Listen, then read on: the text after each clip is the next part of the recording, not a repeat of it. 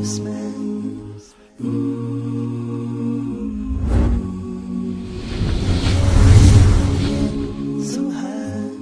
I want to share with you some information I have just recently come across. This is in studying America before Columbus.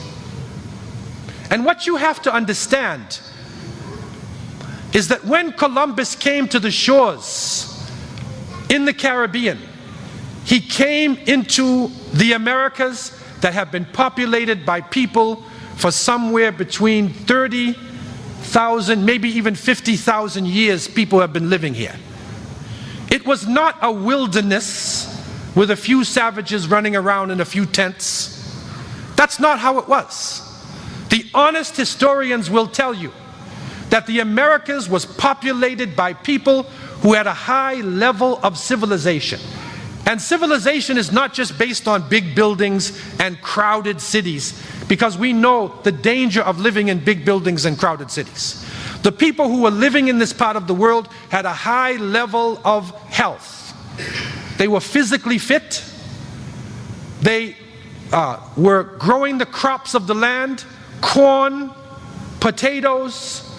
A number of the squashes that you have in the world today started in North America, in the Americas. And it was spread to other parts of the world. So when the first people came to these shores, and I studied this as a young child because I'm from Boston, and Boston is where the Pilgrims, right? You know, the Puritans and the Pilgrims, we studied this when we were young.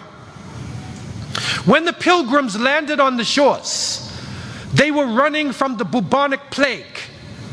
They had suffered in Europe, and they were sickly people. They were persecuted religiously by the Roman Catholic Church. And so they came to the shores here seeking refuge, sanctuary.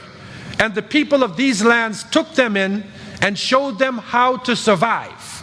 But the problem was, and this is something now that scientists have even come in to show, when the early Americans crossed from the Bering Straits, when they crossed from Russia to Alaska, and then down into the Americas, you're talking 30,000 years ago, they were crossing into a new environment, and as they were crossing, the cold, it kills the viruses and parasites that you normally have with you with your animals. So when they came into this part of the world, they came into this world free of parasites and free of viruses. And so they had extraordinary health. And this was good for a while, but when they met the Pilgrims, that worked against them. Because they were coming from the opposite. They were coming from bubonic plague, smallpox, cholera, and you can continue to name the diseases. So when these diseases hit the shores, the people died so rapidly that historians are shocked when they come back and look. They say in New England that within 3 years, 90% of the population was dead. When the Pilgrims came into the land, the native people showed them how to grow corn, how to clear the fields in the Americas, how to survive, how to fish. And what the natives would do, they would have ceremonies to thank the Creator. Because there were many of the native nations who believed in one God. They would thank the Creator. Turkey is not a European bird. Cranberries and squash and corn, this meal that people are eating in Thanksgiving was a native meal. It does not come from Europe. This is an interesting point. It does not come from Europe. It is an American meal that the people ate. But the problem is, the contradiction is that the people who showed them had vanished.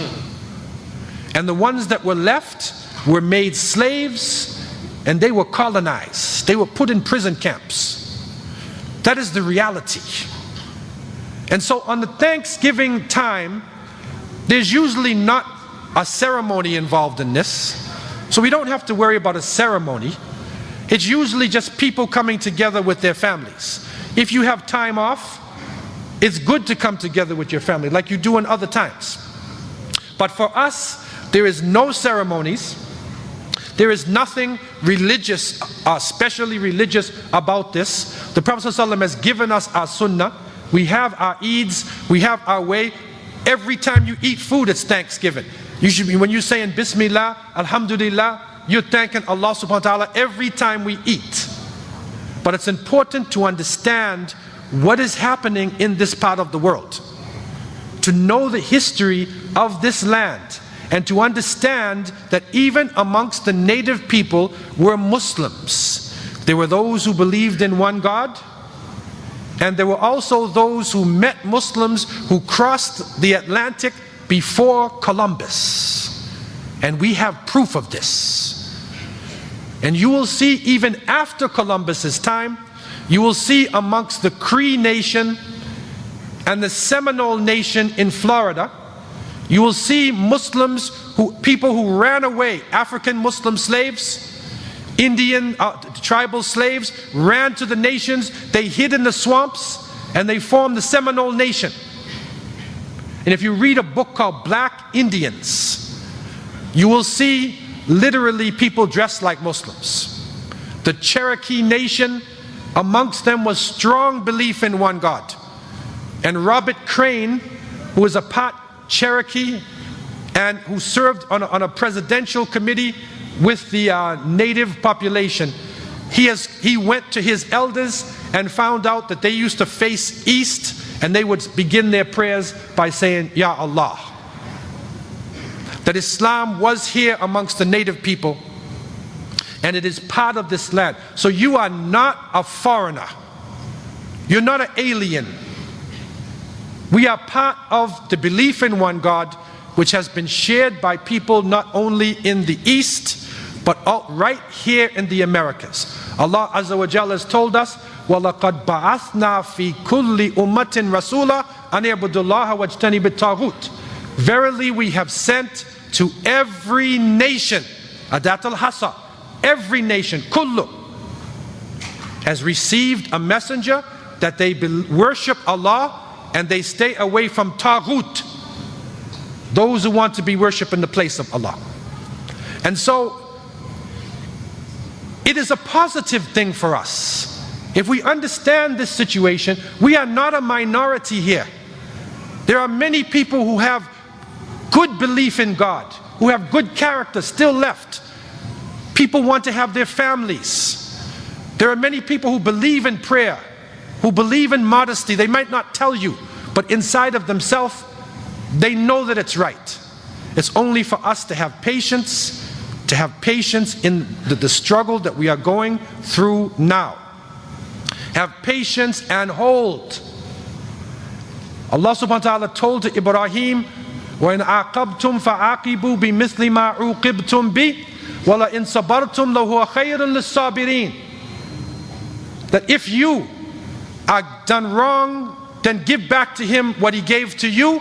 However, if you have patience, it's better for those who have patience. وَاصْبِرْ وَمَا صَبْرُكَ إِلَّا بِاللَّهِ وَلَا تَحْزَنْ عَلَيْهِمْ وَلَا تَكُ فِي ضَيْقٍ مِّمَّا يَمْكُرُونَ. وَاصْبِرْ وَمَا صَبْرُكَ إِلَّا بِاللَّهِ. Have patience, and your patience should be only for Allah. وَلَا تَحْزَنْ عَلَيْهِمْ. Don't be sad because of what the people are doing. And don't be mutadayak, don't be stuck in a corner. Don't be frustrated because of what they do.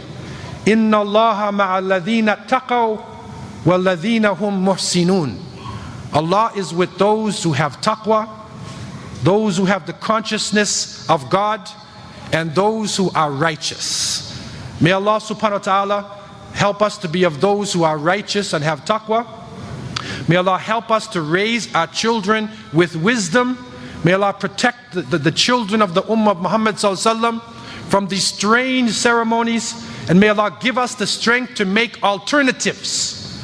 Alternatives, living, real alternatives for our children, and give us success in this life and the next life. May Allah make our last words our best words. Kalima la ilaha illallah Muhammad Rasulullah sallallahu alayhi wa sallam. Aqulu qawli hadha wa astaghfirullah li wa lakum. Wassalamu alaykum wa rahmatullahi wa barakatuh.